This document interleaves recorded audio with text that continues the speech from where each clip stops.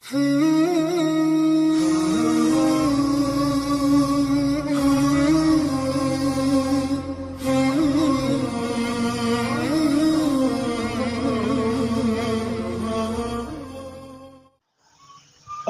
أبي هريرة رضي الله تعالى عنه قال قال رسول الله صلى الله عليه وسلم إن الله خلق الخلق حتى إذا فرغ منهم قامت الرحم فقالت هذا مقام العائذ بك من القطيعة.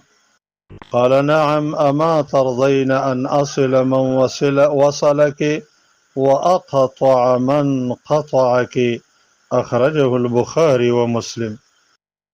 ابو هريره رضی الله تعالی عنه فرمایي چې کله الله رب العالمین مخلوق پیدا کو رشتہ داری او درېدلوي فرمایل دا د هغه چا ځای دی چې پتا پوری پناه نیسي د پرې کولونه.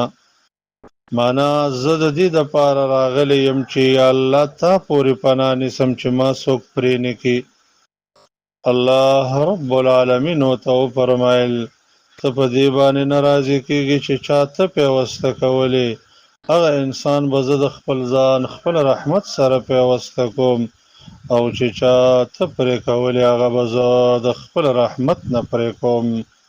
تو د الله د طرف نه رشتہ داری ته دغه حکم شوی.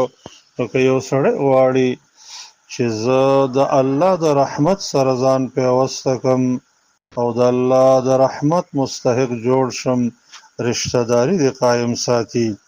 ځکه کوم انسان چې رشتہ داری پرې کوي هغه انسان الله د خپل رحمت نه پرې کوي. نو پر رشتہ داری د الله سره تعلق راځي.